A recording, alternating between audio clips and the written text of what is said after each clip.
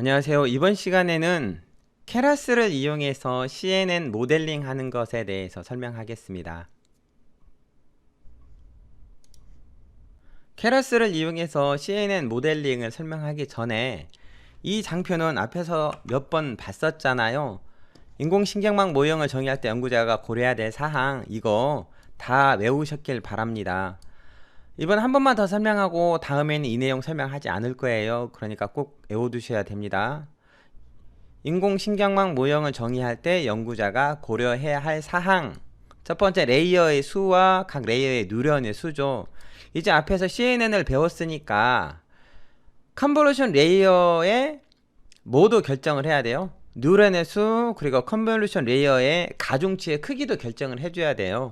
그거 감안하시고 레이어 수, 뉴런의 수를 결정하셔야겠죠. 그 다음에 활성함수를 뭘 사용해야 될지, 대부분의 경우에는 레루를 사용하는데 그 이유가 영상을 처리하기 때문에 그렇죠. 레루 말고 다른 활성함수 있으니까 활성함수 특징을 잘 알아두셨으면 좋겠고요. 요즘 들어는 레루 계열을 많이 쓰죠. 레루 계열, 포렐루, 리키렐루, 엘루 이런 것들이 있었죠. 그 다음에 가중치 초기 값을 어떻게 설정하는지, 0이나 상수값으로 주는 것보다는 아주 작은 난수, 즉 평균이 0이고 표준 편차가 0.01이나 0.1인 아주 작은 난수를 이용해서 초기하는 경우도 있고요. 세이비어의 초기값, 그 다음에 히어 초기값 등이 있었어요. 이런 것들을 이용했을 때 좀 더 그레덴트 익스플로딩이나 그레덴트 베니싱을 좀 줄일 수 있다고 했습니다. 그 다음에 드롭아웃 비율은 각 레이어의 출력의 값을 0으로 하는 거죠. 과적값을 줄이기 위해서 사용하는 거였어요. 그 다음에 배치 정규화는 오차의 경사가 묻히는 현상, 즉 그레디언트 베니싱을 줄일 때 활성함수나 가중치 초기 값을 이용하는 방법도 있었지만은 은유층 누런의 출력값을 정규화를 해서 보내면은 어떤 현상이 좀 줄어들 수 있냐면요, 분산이 이동하는 현상을 줄일 수가 있다고 했어요. 그러므로 인해서 그레디언트 베니싱을 좀 줄일 수 있다고 했죠. 그 다음에 이렇게 해서 최종 출력층까지 나왔던 결과를 가지고 실제 값과 비교해서 차이를 계산하는 손실함수 어떻게 할지, 뭘 사용할지 결정해야 된다고 했죠. 그리고 옵티마이저는 제가 지금은 아니지만은 좀 시간이 흐른 다음에 다시 한번 옵티마이저 하나하나씩에 대해서 설명을 할 거예요. 각 옵티마이저의 장점이 뭐고 최근에 사용하는 옵티마이저가 왜 그걸 사용하는지에 대해서 나중에 시간을 별도로 할애해서 설명할 거예요. 옵티마이저는 손실을 최소화할 수 있도록 가중치를 갱신시키기 위한 옵티마이저죠. 그 다음에 옵티마이저에서 사용하는 학습률이 너무 높으면, 너무 크면은 그레디언트 익스플로딩이 발생할 수 있어요. 그래서 학습률을 줄여서 그레디언트 익스플로딩이 발생하는 걸 줄이고, 그렇게 해서도 그레디언트 익스플로딩이 줄어들지 않는다면은 가중치 초기값 아니면은 입력값을 0에서 1 사이로 정규화한다든가 이런 것들을 바꿔볼 필요가 있죠. 그리고 학습 횟수와 배치 크기는 전체 데이터가 1회 학습한 때를 이폭이라고 했는데, 학습 횟수라고 했는데, 전체 데이터가 학습될 때마다 웨이트를 갱신시키면 학습이 잘 안되거든요. 그래서 전체 데이터를 일부씩 집어넣어서, 그걸 배치 크기라고 하죠. 그 일부씩 집어넣어서 그때마다 가중치가 업데이트 되도록 하는 것이죠. 즉 1회 에포크가 학습될 동안 가중치가 업데이트해야 되는 입력의 크기, 즉 1 에포크 사이에 가중치를 업데이트할 입력의 크기. 예를 들어서 데이터가 10,000개인데, 10,000개 넘어 맞죠? 데이터가 1,000개인데 1,000개 중에서 배치 크기를 200이라고 하면은 1 2폭이 실행될 동안 200개씩 데이터가 들어가서 가중치가 업데이트 되는 거죠. 그럼 1 2폭당 5회에 가중치가 업데이트 되는 결과를 얻습니다. 이렇게 연구자가 결정해야 될 내용, 지난 슬라이드 잘 보시고요. 꼭 프린트해서 한쪽 벽면에 붙여 놓으시기 바랍니다. 이거 다 외워야 돼요. 알겠죠? 중요합니다. 다 외웠죠? 자, 그리고 지난 시간에 했었던 CNN 구조에 대해서 한번 더 살펴볼까요?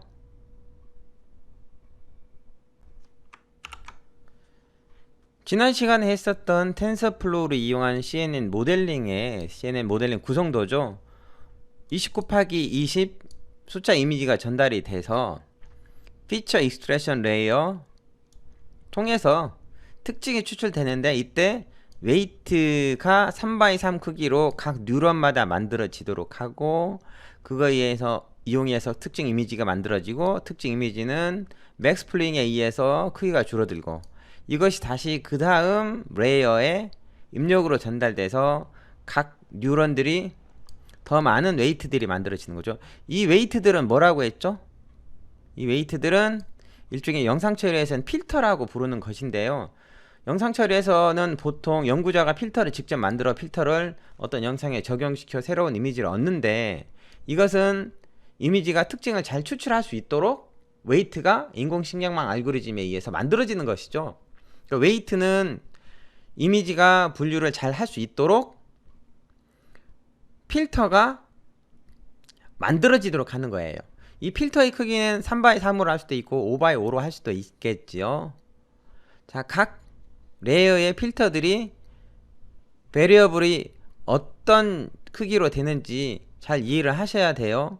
그리고 컨볼루션과 풀링을 통해서 이미지 사이즈가 줄어들고, 이 예제에서는 컨볼루션과 풀링을 2번씩 진행하고 그 결과가 다시 클래시피케이션 레이어, 이거는 풀리 커넥티드 레이어라고 부르기도 하죠. 여기에 첫 번째 제가 지금 가리키고 있는 이 레이어에는 은닉층이라고 보시면 됩니다. 은닉층에 저는 뉴런을 1024개를 했고, 여기에 이전 레이어에 2차원 이미지가 플래튼 돼서 1차원으로 바뀌어서 각 뉴런들이 전달이 되는 거였어요. 그리고 이것이 출력층까지 전달됐는데, 이 클래시피케이션 레이어는 분류를 할 거니까 클래시피케이션 레이어고요. 만약에 회귀라면은 리그레션 레이어가 되겠죠. 여기는 그냥 앞에서 배웠던 DNN의 은닉층과 출력층이라고 생각하시면 돼요. 은닉층은 얼마든지 더 넣을 수 있겠죠. 물론 피처 익스트랙션 레이어에 컨볼루션과 풀링을 더 넣을 수도 있습니다. 이미지 사이즈가 크다면은 그 레이어 컨볼루션과 풀링을 더 넣을 수도 있겠죠. 근데 20x20의 경우에는 하나 더 집어넣으면은 이미지가 너무 작아져서 화소에 대한 손실을 많이 하기 때문에 두 개만 뒀던 거죠. 요 모델링 구성도였습니다. 지난 시간에 했던 거죠. 이번 시간에는 이거를 CNN으로 구현을 할 겁니다. CNN 모델링 구성도 보겠습니다.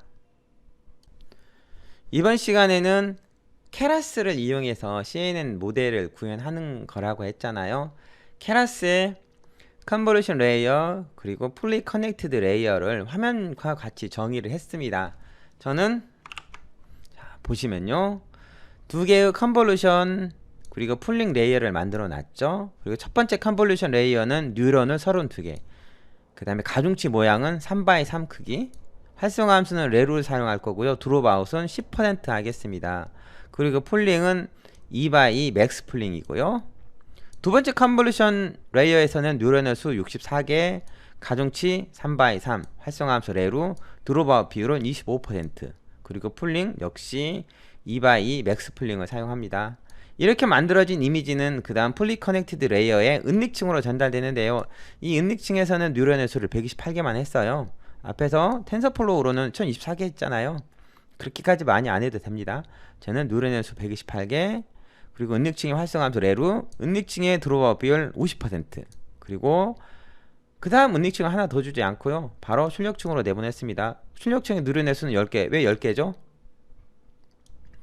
그렇죠. 10개인 이유는 분류의 클래스 수가 10개니까. 그리고 출력층의 활성화 함수는 당연히 소프트맥스입니다.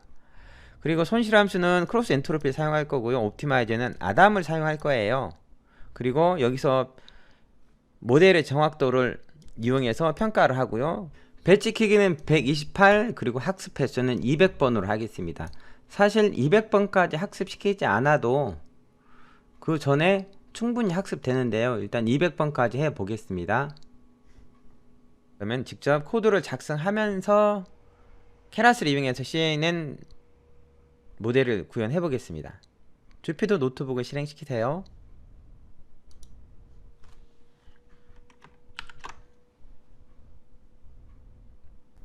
이미지를 불러오는 코드는 지난 시간에 작성했던 코드를 그대로 복사 붙여넣기 해서 사용하셔도 됩니다. 저는 코드를 다시 한번 설명하면서 작성해 보겠습니다. 먼저 패키지를 임포트 하죠. 넘파이 그리고 판다스 그리고 오픈CV 패키지를 임포트 하고 시작하겠습니다.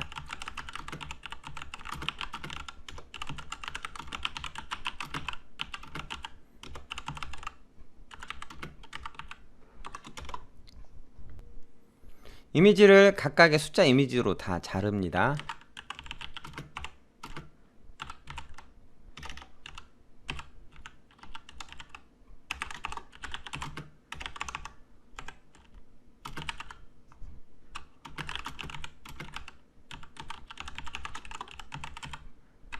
자, 이렇게 다 자르고요.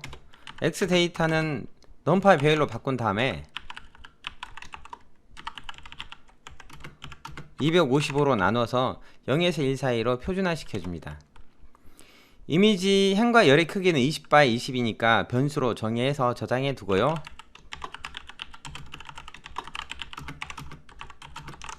그리고 이걸 이용해서 X 이미지들을 리쉐이프 합니다. 행은 아직 결정되지 않았고요. 그리고 이미지 개수가 결정되지 않았다는 거죠. 그리고 이미지의 행의 수는 20, 이미지의 열의 수는 20이고요. 채널은 하나예요. 그레이스케일이니까. 이렇게 X 이미지를 리쉐이프 해놓고 Y는 0부터 50까지, 0부터 10까지 500개씩 만들어서 원핫 인코딩 하는 겁니다.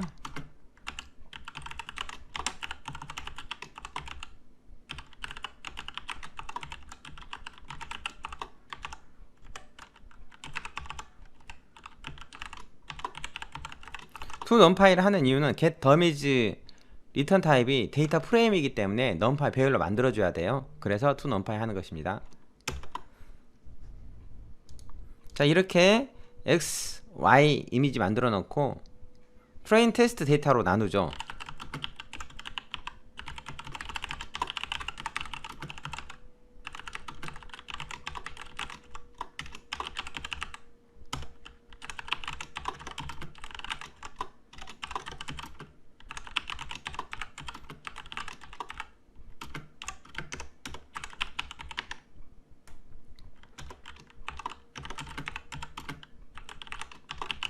테스트 사이즈는 0.3, 30%만큼 하고요. 랜덤 스테이트는 시드 값이죠. 1이라고 두겠습니다. 이렇게 트레인 데이터와 테스트 데이터 나누고 트레인 x.shape 그 다음에 트레인 y.shape 해서 쉐이프로 확인해 보면은 트레인 데이터는 3500개죠. 그리고 20x 20 이미지 채널이 하나인 것이 3500개 있다는 거죠. Y는 0에서 9까지 숫자 이미지를 원활 인코딩 했으니까 열이 10개고요. 행은 3500개. 이렇게 잘 불러와졌습니다.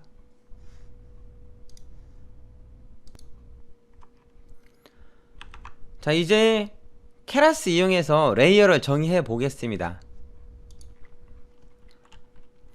먼저 시퀀셜 이용해서 레이어를 정의하기 위한 시퀀셜 모델을 만들죠.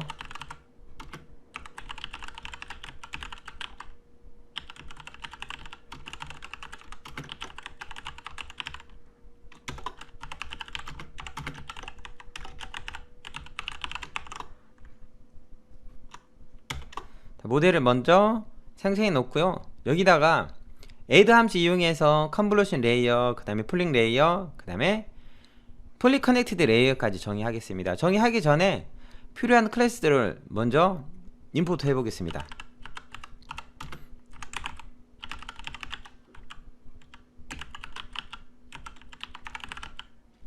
레이어스 모듈 안에 있는 인풋, 사실 인풋은 필요 없겠네요. 댄스 드롭 아웃, 그 다음에 제가 한 줄로 표시가 안 되니까 여러 개의 임포트문을 작성해서 여러 줄로 표시하겠습니다. flatten conv to d, 그 다음에 max pooling to d.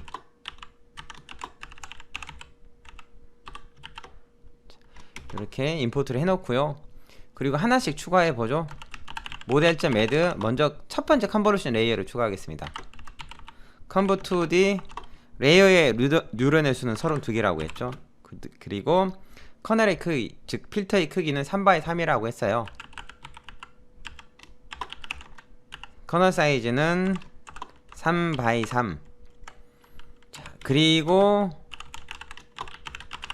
입력 이미지가 어떻게 생겼어요? 20x20이죠. 이미지 로우즈, 이미지 콜스, 그리고 채널이 하나짜리. 그리고 여기서 사용할 활성화 함수는 레루였죠. 이렇게 레이어를 추가하는데요. 컨버2D 레이어 다음에 이번엔 뭘 추가해야 돼요? 폴링 레이어를 추가해야죠.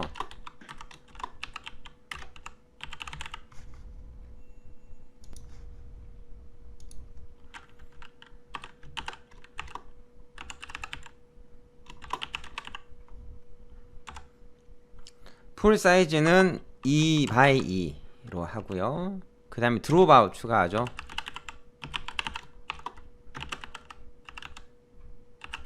드롭 아웃 비율은 10%라고 했죠. 그래서 0.1 이렇게 추가하고, 이걸 셀 하나씩 작성해도 되는데요. 그 아래다가 바로 계속 작성하겠습니다.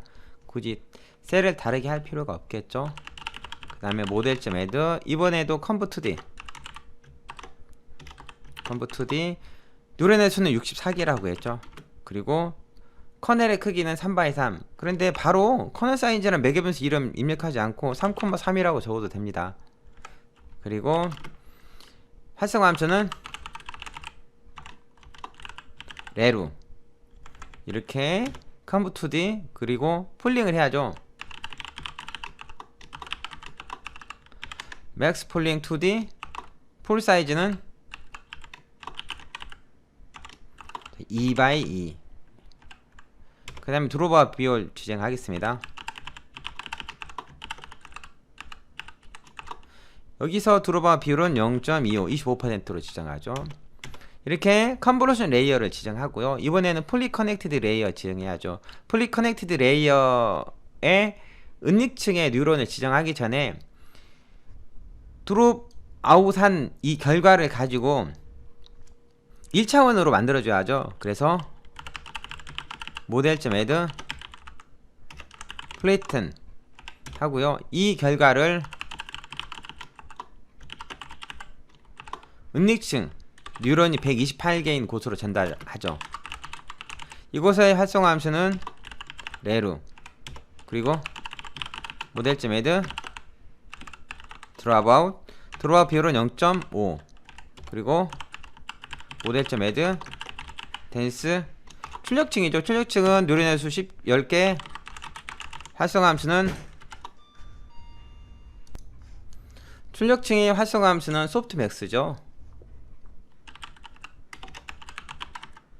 이렇게 레이어를 정의합니다.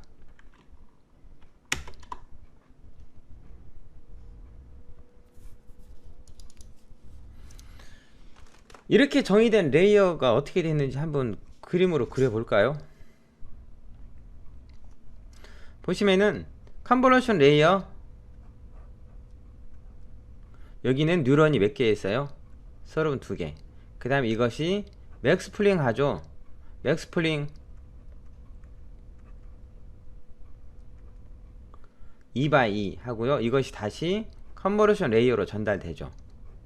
컨버루션 레이어 다시 폴링 레이어, 그리고 이게 다시 풀리 커넥티드 레이어인데, 두 번째 컨버루션 레이어의 뉴런은 64개를 뒀죠. 그리고 풀리 커넥티드 레이어의 뉴런은 128개. 이것이 그대로 출력층까지 전달이 됩니다. 출력층의 뉴런은 10개였어요. 그리고 각각에서 사용하는 활성화 함수는 여기는 전부 다 레루였고, 그리고 출력층은 분류니까 소프트맥스죠. 그리고 드롭아웃 비율도 첫 번째 폴링 레이어에서는 10%, 두 번째 폴링 레이어에서는 25%, 그리고 풀리 커넥티드 레이어의 은닉층에서는 50% 했습니다. 사실 개념이 어렵진 않죠. 자, 요렇게 정의했었죠. 다음은 손실함수와 옵티마이저를 정의하는데요. 정의하기 전에 텐서플로우 패키지를 임포트 해야죠.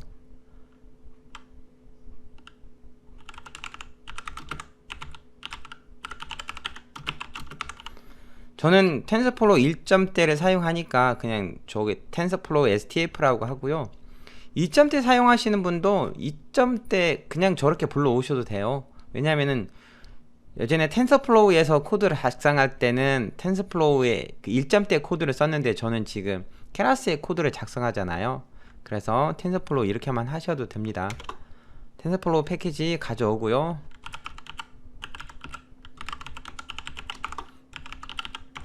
로스는 tf.keras.losses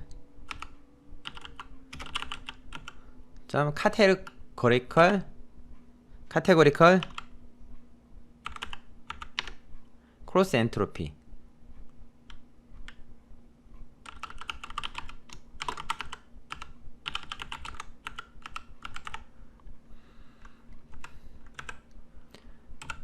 그리고 옵티마이저는 tensorflow.keras.optimizers.adam. 그리고 손실함수는 0.00, 학습률은 0.001, 손실함수가 아니고 학습률은 0.001입니다. 그리고 모델을 평가할 때는 어큐러시를 이용해서 평가할 거고요. 자, 이렇게 손실함수와 옵티마이저를 정의하고요. 그리고 학습을 시키죠. fit train x train y. 그리고 밸리데이션 데이터셋은 테스트 데이터에 의하죠. 테스트 x 테스트 y. 그리고 배치 크기는 128. 그리고 이 포크는 200번 하겠습니다.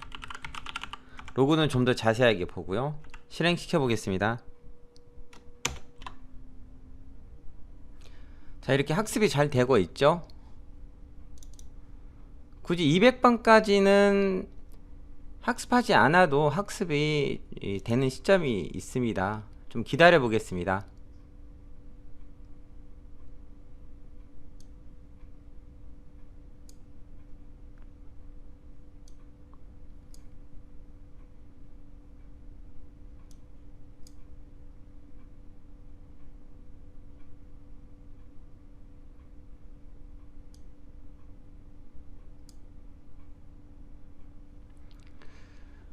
어느 정도 하다 보면은 로스가 더 이상 줄어들지 않고 어큐러시도 더 이상 증가하지 않는 시점이 생기는데요. 저는 일단 200번 했으니까 200번이 다 끝날 때까지 기다려 보겠습니다. 학습이 진행되는 동안 이밸리에이트 코드를 작성해 놓겠습니다.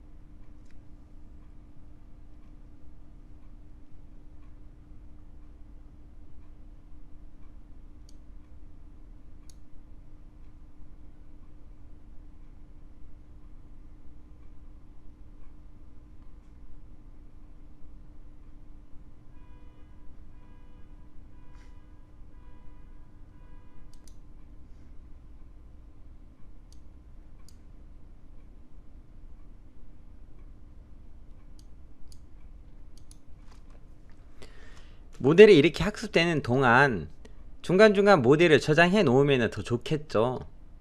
그러면은 나중에 모델이 학습이 다 완료된 다음에 그 모델만 불러와서 이어서 학습을 시킨다던가, 아니면은 그 모형을, 저장됐던 모형을 가지고 와서 다음에 다시 예측을 한다던가 할 수 있겠죠. 모형을 저장하고 불러오는 것은 이 실습이 이루어진 다음에 바로 다시 설명이 됩니다. 그때 보도록 하죠. 게다가 학습이 충분히 됐을 경우에는 더 이상 진행되지 않고 미리 프로그램을 종료시켜도 되겠죠. 그런 것들에 대해서도 뒤에서 언급이 됩니다. 저는 일단 200번 시켰으니까 200번이 다 될 때까지 기다려야죠. 현재 상태로는 더 이상 로스도 줄어드는 것 같지 않고요, 어큐러시도 크게 증가하진 않습니다. 0.98 전후로 계속 왔다갔다 하고요, 어큐러시는. 그 다음에 로스도 0.13 전후로 왔다갔다 합니다. 거의 다 진행됐죠.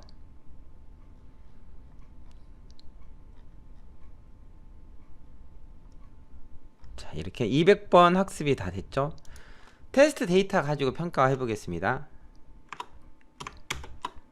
그러면은 어큐러시는 98%, 그 다음에 로스는 0.138이 나왔습니다. 앞에서 여러분이 DNN 이용해서 숫자 이미지를 분류했을 때보다 정확도가 훨씬 더 높아졌죠. 이 정도면은 꽤 높은 정확도라고 볼 수 있습니다. 그런데 사실 이거 너무 믿으시면 안 돼요. 여러분이 직접 필기체를 숫자를 썼을 때 이 정도까지 정확도는 안 나온다는 건 뒤에서 보시면 압니다. 자, 이렇게 해서 케라스를 이용해서 CNN 모델을 만들어 봤습니다.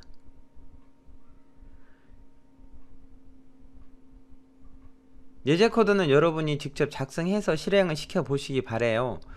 이 예제를 실행시키기 위해서는 개인별 노트북마다 성능의 차이가 있어서 실행 시간이 좀 소요되는 분들도 있으니까요, 제가 좀 기다려 드릴 테니까 이 예제는 꼭 작성해서 실행시켜 보시기 바랍니다.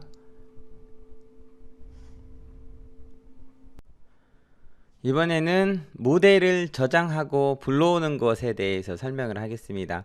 학습 시간이 아주 오래 걸리는 작업들은 그 작업이 다 끝날 때까지 모니터 앞에서 우리가 앉아 기다릴 수는 없잖아요. 작업을 실행시킨 다음에 모델이 학습이 완료가 되면은 그 모델을 파일에 저장해 놨다가 그걸 다시 불러와서 이어서 작업을 한다면 꽤 편리할 거예요. 자, 그래서 이번에는 모델을 저장하고 불러오는 것들에 대해서 설명하겠습니다. 학습된 모델을 저장하고 불러오는 방법은 여러 가지가 있습니다. 첫 번째는 파이썬의 내장 모듈인 피클이라는 걸 이용하는 방법이 있고요.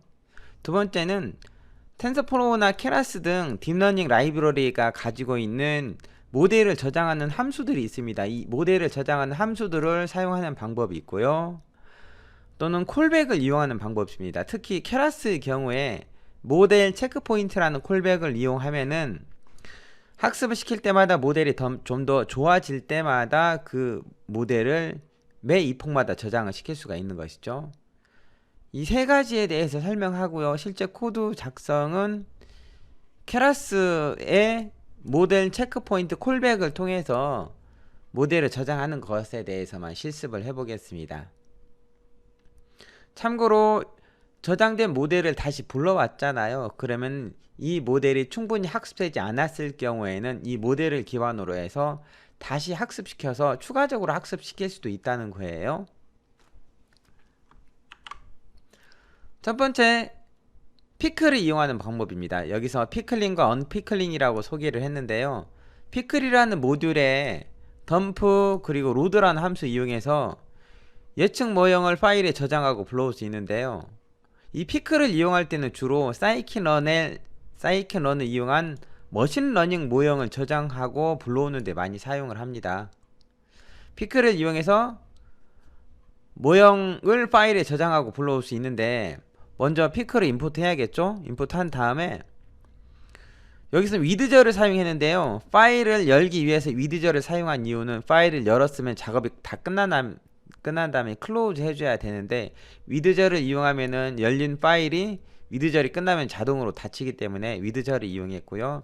with open은 파일을 열 때 사용하는 건데요. 첫 번째 인수로는 열려고 하는 파일명, 그리고 두 번째 인수로는 읽기 또는 쓰기 모드인데 W는 쓰기 모드로 열 거예요 라고 하고, 그 다음에 뒤에 B는 바이너리라는 뜻이거든요. 피클은 텍스트 파일로 저장하는 게 아니고 바이너리 파일로 저장하기 때문에 피클링 하기 위해서는 반드시 쓰기 모드를 WB라고 해야 됩니다. 그리고 이렇게 열려진 파일의 파일 포인터, 즉 파일 객체를 F라고 했고요. 위드절 내에서 pickle.dump에서 피클링 하는 거죠. 여기는 첫 번째 인수로 MLP라고 되어 있는데요. 이 MLP는 사이키런의 MLP 클래스파이어라는 클래스 이용해서 만든 모형 변수라고 생각하시면 됩니다. 이 MLP 모형을 파일 포인터, 파일 객체 F를 통해서 저장해 주세요 라고 하면은 이걸 실행한 디렉토리에 number.model이라는 파일이 생기고요. 이 파일을 다시 언피클링해서 불러올 수가 있다는 거죠. 언피클링 할 때는 다른 지피터 노트북을 띄우고요. 임포트 피클 한 다음에 여기서도 마찬가지로 위드절로 파일을 열어야죠. 불러올 때는 파일명 지정하고 두 번째 인수로 읽기 모드로 열어야겠죠. 그리고 읽기 바이너리 모드로 파일을 열어 F라는 파일 객체를 통해서 읽겠어요. 쓸 때는 덤프란 함수를 이용해 쓴다면은 읽을 때는 로드란 함수를 이용해서 읽고요. 로드 함수 첫 번째 인수로 파일 객체, 그리고 이 로드 함수가 반환하는 것은 읽어드린 객체죠. 이렇게 MLP를 저장해서 불러와서 MLP2로 불러왔다면은 이 MLP2 이용해서 프리딕트 하든가 프리딕트 프로바 하든가 아니면 이거 가지고 더 한 번 더 학습시키던가 그럴 수도 있겠죠. 이렇게 피클링과 언피클링 이용해서 예측 모형을 파일에 저장하고 불러올 수 있습니다. 이거는 언제 사용한다고요? 딥러닝 라이브러리 사용하기보다는 사이킨런 등 머신러닝 패키지를 이용해서 머신러닝 모형을 만들어 저장하고 불러오는 데 자주 사용한다는 것이죠.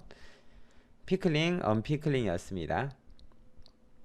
이거에 대한 예제는 따로 하지 않을 거예요. 여러분이 참고만 하셨으면 좋겠습니다. 그 다음은 텐서플로우나 케라스에 모델을 저장하는 함수들이 따로 있는데요. 그 함수들을 이용해서 저장하고 불러오는데요. 이 코드를 여러분이 작성할 필요는 없어요. 이건 엠리스트 데이터를 케라스를 이용해서 DNN 모델을 만들고 그 다음 학습시키는 예제인데요. 맨 아래 모델.save 해서 이 모델 객체가 가지고 있는 save 함수 이용해서 파일을 저장하는 거죠. 참고로 케라스에서 모델을 저장할 때는 모델 파일은 HTF5 형식입니다. Hierarchical Data Format 5 형식이고요. 이렇게 파일명만 지정해주면은 쉽게 학습된 모델을 저장할 수 있는 것이죠. 이 예제도 따로 작성하진 않을 거예요. 이 save란 함수를 이용해서 모델을 저장할 수 있다는 것만 알아두시면 되죠. 그 다음에 이렇게 모델을 저장했으면 다시 불러와야죠. 불러오는 것은 로드 모델이라는 케라스 안에 있는 모델즈라는 패키지 안에 로드 모델 함수를 이용하면 되는데요. 이 코드도 작성할 필요는 없습니다. 이전 슬라이드하고 요 슬라이드하고 현재 이 슬라이드는 제가 패키지를 그냥 케라스.점 했잖아요. 이거는 텐서플로우 안에 있는 케라스가 아니고 별도로 케라스를 선치한 걸 쓴 건데요. 여러분은 만약 이 코드를 작성하고 싶다면은 앞에 뭘 붙이시면 돼요? 텐서플로우.점 붙이시면 되겠죠. 이전의 코드도 마찬가지로 여기에 케라스로 시작했는데 이 케라스 말고 앞에 텐서플로우.점이 붙여서 시작해야 되겠죠. 왜냐면 우리는 케라스를 따로 설치하지 않았으니까요. 텐서플로우 안에 있는 것이니까 여기에 앞에 텐서플로우.점 붙이면 되죠. 자, 그런데 중요한 것은 모델을 저장했다면 불러와야죠. 불러오는 건 로드 모델, 인수로는 저장된 모델 파일을 지정하면 되겠죠. 그리고 이 로드 모델 함수가 반환하는 것은 모델 객체죠. 이렇게 불러들여서 이벨루에이트 한다든가 아니면 한 번 더 학습한다든가 하면 되겠죠.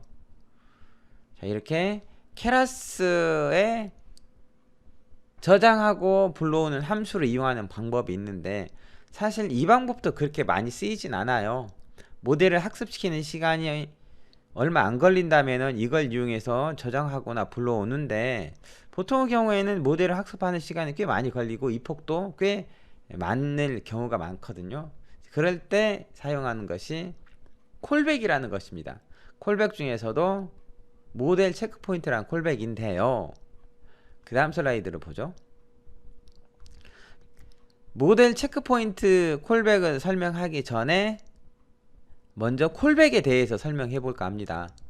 케라스의 콜백, 콜백은 말 그대로 콜이 되는데 백그라운드에서 콜이 된다는 거예요. 즉 어떤 함수가 실행이 된다면 그 함수를 우리가 직접 실행이 되도록 코드를 작성하고 호출하는 것이 아니고요, 시스템에 의해서 백그라운드에서 특정 조건이 되면은 실행되는 것들을 말합니다. 보통 fit 함수에 callbacks라는 파라미터를 통해서 학습할 때 지정을 하는 거고요.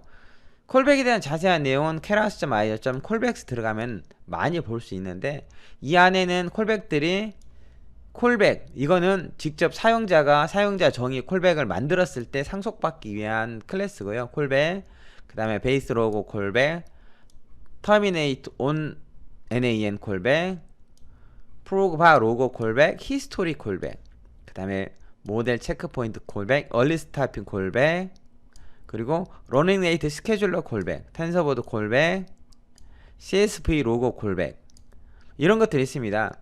물론 뭐 다 읽어볼까요? 리모트 모니터, 그 다음에 리듀스 LR on plate AO, 그 다음에 람다 콜백, 이런 것들이 있는데요, 여기서 이걸 다 설명하진 않을 거예요. 제가 설명할 것은 두 개만 하겠습니다. 첫 번째는 모델 체크포인트 콜백, 또 하나는 얼리 스타핑 콜백이라는 건데요, 모델 체크포인트 콜백은 모델을 저장하기 위한 콜백이고요, 얼리 스타핑 콜백은 학습이 충분히 완료가 됐을 때 더 이상 애플리케이션이 실행되지 말고 프로그램을 종료시켜라는 콜백이에요.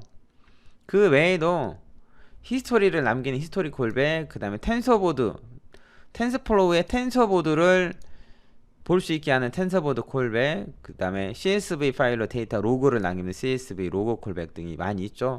저는 이 중에 뭐하고 뭐만 설명한다고요? 모델 체크포인트 콜백, 이것과 그 다음에 얼리 스타핑 콜백, 이 두 가지만 설명하겠습니다. 나머지는 여러분이 사이트를 직접 참고해 보실 필요가 있어요. 그리고 예제도 모델 체크포인트 콜백과 얼리 스타핑 콜백에 대해서만 해보겠습니다.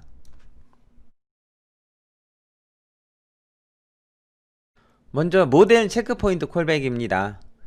학습을 할 때 모델을 체크포인트 할 콜백을 말하는데요, 여기서 체크포인트란 말은 학습이 될 때 모델이 한번 세이브 됐다면은 세이브된 것에 추가적으로 학습된 데이터들이 기존 파일에 업데이트 되거나 어펜드 되는 형식이 아니고요, 기존 파일을 덮어 쓰거나 아니면 새로운 파일이 통째로 저장되는 것을 의미하기 때문에 체크포인트라고 한 거예요.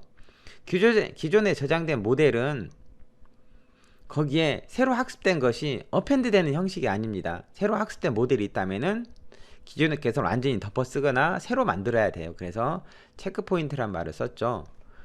모델 체크포인트 콜백을 사용하려면은 PC란 함수에 밸리데이션 스플릿 맥 에벤스를 추가해야 되는데요, 사실은 밸리데이션 스플릿 맥 에벤스 뿐만 아니라 밸리데이션 데이터라는 맥 에벤스를 쓸 수도 있어요. 자세한 내용은 뒷장 슬라이드에서 다시 설명하겠습니다.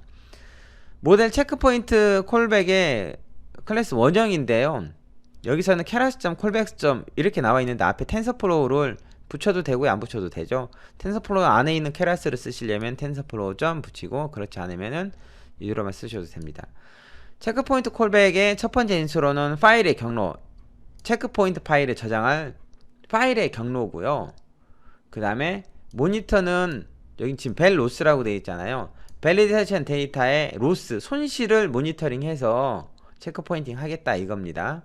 그 다음에 버버스는 0이라고 되어 있는데, 이 버버스는 숫자가 높을수록 더 로그 레벨이 자세하게 나타나는 거고요. 세이브 베스트 온리가 false라고 되어 있잖아요. 만약에 세이브 베스트 온리가 true라고 되어 있으면은 모델이 계산될 때만 저장이 되는 거고요. 세이브 웨이트 온리가 만약에 true잖아요. 그러면은 모델의 구조는 저장하지 않고 모델의 웨이트만 따로 저장하는 것이죠. 보통의 경우에는 세이브 웨이트 온리는 false로 두고 save best only는 true로 두는 경우가 많습니다. 왜냐면은 모델이 개선되지 않았는데 굳이 그 모델에 체크 포인트 할 필요는 없죠. 그 다음에 모드는 오토라고 되어 있잖아요. 이 오토라고 되어 있으면은 모니터가 로스일 경우에는 더 작아졌을 때 모델이 개선됐다고 평가를 하고요. 만약에 모니터가 어큐러시라면은 어큐러시는 더 높아졌을 때 모델이 개선됐다라고 평가를 한다는 것이죠. 자, 그 다음에 피리어드 1이라고 하면은 1, 2폭마다 모델을 체크포인트 해주세요 라는 의미입니다. 이 경우에는 save best only가 false일 경우에 사용해야겠죠. save best only가 true이다면요, 피리어드는 무시가 되는 것이죠. 모델이 더 개선될 때만 체크포인팅 되니까. 자, 이렇게 모델 체크포인트 콜백이었는데요. 실제 코드를 한번 볼까요? 이 코드는 이거 작성할 필요 없습니다. 여러분이 실습을 하실 때는 이 전 시간에 작성된 코드를 불러오셔서 실습을 하셔야 돼요. 그러니까 작성할 필요는 없는데요. 여기서 주의 깊게 볼 부분은 13, 14라인 그리고 22라인의 fit 함수의 네모 박스 친 부분들입니다. 이 부분들이죠. 먼저 모델 체크포인트 하기 위한 모델 체크포인트 콜백을 불러오려면은 임포트 구문이 있어야겠죠. 여기서는 keras.callback.import 모델 체크포인트 했는데요. 앞에 tensorflow로 사용하시려면 tensorflow 점 붙이셔야겠죠. 자, 그리고 첫 번째 인수는 파일의 경로입니다. 이 코드는 꽤 복잡하게 돼 있잖아요. 이거는 파일들을 특정 디렉토리에다가 저장하기 위해서 디렉토리가 없으면 만들고 그 안에 파일의 이름을 지정하기 위한 거였어요. 근데 굳이 디렉토리는 안 만들어도 크게 문제가 되진 않습니다. 다만 이 부분, 제가 빨간 박스 친 부분인데 여기는 파일의 이름이라고 생각하시면 됩니다. 파일의 이름이 이 폭을 두 자리 정수로 표시하고요. 그 다음에 마이너스 붙이고요. 그 다음에 vel accuracy를 소수점 이하 4자리까지 표시하고요. 확장자는 hdf5 형식으로 해줄 거예요 라고 파일에 지정하면은 이 폭과 그 다음에 accuracy가 파일 명에 표시가 되는 것이죠. 그 다음에 모니터는 vel accuracy라고 되어 있잖아요. vel accuracy라고 되어 있으면은 밸리데이션 데이터의 accuracy를 모니터링 하는 거죠. 그 accuracy가 더 좋아졌을 경우만 저장되도록 save best only는 true로 했고요. verbose 1이라는 것은 실행하면서 좀 더 자세한 로그를 보고 싶다는 것이죠. 이렇게. 참고로 모니터 값으로 사용할 수 있는 것들이 이 네 가지가 있어요. 네 가지가 있는데 여기에서 어큐러시가 있고 벨 어큐러시가 있잖아요. 케라스 버전에 따라서 어큐러시를 ACC라고 사용해야 되는 경우도 있고요. 그리고 마찬가지로 벨 어큐러시를 벨 ACC라고 사용해야 되는 경우도 있어요. 케라스가 텐서플로우 안에 있냐 그렇지 않냐에 따라서 어큐러시를 ACC로 써야 되는 경우 또는 어큐러시라고 써야 되는 경우가 있으니까 여러분이 버전에 따라서 다르게 쓰셔야 된다는 거 알아두셔야 되고요. 그리고 모니터 값으로 벨 로스 또는 벨 어큐러시를 써야 된다면은 벨 로스나 아니면 벨 어큐러시를 써야 된다면은 말 그대로 밸리데이션 데이터가 있어야 되는 거예요. fit 함수에 밸리데이션 스프릿 이용하거나 아니면 밸리데이션 데이터 이용해서 밸리데이션 데이터 셋을 지정을 해줘야 된다는 거죠. 밸리데이션 스프릿 이용하면은 fit 함수에 학습할 데이터를 가지고 밸리데이션 데이터 일부를 뽑아내서 그걸로 학습한 모형에 평가를 하는 거고요. 밸리데이션 데이터를 지정하면 그 지정한 데이터 셋으로 평가를 한다는 거예요. 우리는 트레인 데이터와 테스트 데이터를 따로 분리를 했기 때문에 밸리데이션 스프릿보다는 밸리데이션 데이터를 이용하는 게 더 나을 수도 있습니다. 자, 중요한 것은요, 모델 체크포인트 이용해서 어떻게 할 수 있다는 거죠. 자, save best only가 true이면은 모델이 개선됐을 때만 저장해 주세요 라는 거죠. 모니터는 vel accuracy 또는 accuracy 또는 vel loss 또는 loss 등을 지정해서 손실은 더 작아지고 어큐러시는 더 높아졌을 때만 저장이 될 수 있도록 할 수 있습니다. 자, 이거를 바로 실습을 해볼 수 있는데요. 저는 이거를 바로 실습하지 않고 또 다른 콜백 하나를 더 설명을 하겠습니다. 또 다른 콜백 하나는 얼리 스타핑 콜백이라는 거예요. 말 그대로 일찍 종료시키는 콜백입니다.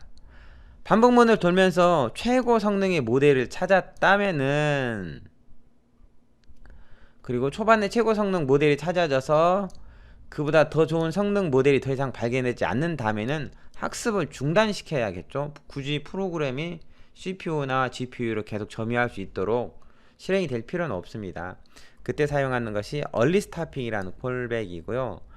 여기도 마찬가지로 모니터 매개 변수가 있고요. 그 다음에 민 델타, 페이션스, 버보스, 모드 베이스라인, 리스토어, 베스트, 웨이트 이런 것들이 있는데요. 모니터링 하는 것은 벨 로스, 밸리데이션 데이터의 로스를 이용하겠어요 라고 하는데, 여기도 마찬가지로 사용할 수 있는 것은 로스 또는 벨 로스, 그리고 어큐러시 또는 벨 어큐러시라는 거죠. 그 다음에 페이션스가 중요해요. 페이션스는 뭐냐면은 연속해서 지정된 횟수만큼 모델이 개선되지 않으면은 종료시켜 주세요 라고 하는 겁니다. 만약에 페이션스가 10이면은요 연속 10번 모델이 더 개선되지 않으면 애플리케이션을 종료시켜라 이거예요. 학습시키지 말고요. 그리고 민델타는 뭐냐면은 모델이 개선됐을 때 로스나 어큐러시가 아주 조금씩 증가를 해요. 그러면은 어쨌든 변했기 때문에 페이션스가 적용이 안 되거든요. 그런데 이제 민 델타 값을 어느 정도 주면은 그 민 델타 값보다 더 적게 개선된 경우에는 개선됐다고 평가하지 않는다는 거죠. 예를 들어서 민 델타가 0.001인데 로스가 0.001보다 더 적게 개선될 경우에는요 개선됐다고 평가하지 않는다는 거죠. 어큐러시도 마찬가지로 똑같은 방식으로 적용을 합니다. 어큐러시는 더 적게 어큐러시가 높아졌을 경우 개선됐다고 보지 않는 것이죠. 자, 이것도 소스 코드를 한번 볼까요? 이 소스 코드는 얼리 스타핑 클래스 가져오고요. 얼리 스타핑 객체를 만들 때 모니터, 여기도 벨 어큐러시 이용했죠. 벨 어큐러시 이용하면은 밸리데이션 데이터를 지정해야 된다고 했어요. 그리고 페이션스 3이라고 하면은 연속 3번 어큐러시가 증가하지 않으면 학습을 중단시키세요 라고 하는 거죠. 그리고 그 기타 나머지 코드는 그대로 작성하는 거예요. 앞에서 모델 체크포인트 콜백이랑 뭐 컴파일, 핏 다 똑같이 하죠. 자, 이제 앞에서 만든 체크포인트 콜백과 얼리 스타핑 콜백을 지정을 해야 하잖아요. 그걸 지정할 때 사용하는 함수는 fit 함수고요. fit 함수에 콜백스라는 매개 변수의 리스트 형식으로 콜백들을 쭉 나열을 해주면 됩니다. 그러면은 학습이 될 때마다 이 콜백들이 특정 시점이 되거나 특정 조건이 되면은 동작을 한다는 것이죠. 실제 이 예제를 돌릴 때 저는 이 폭을 5000번 했어요. 5000번이면 굉장히 많잖아요. 5000번 실행시켰는데 페이션스 3이라고 했죠. 학습을 하다가 벨 어큐러시가 점점 좋아져야 되는데 더 이상 좋아지지 않는 경우가 연속 3번일 경우에는 이제 프로그램이 종료되는 것이죠.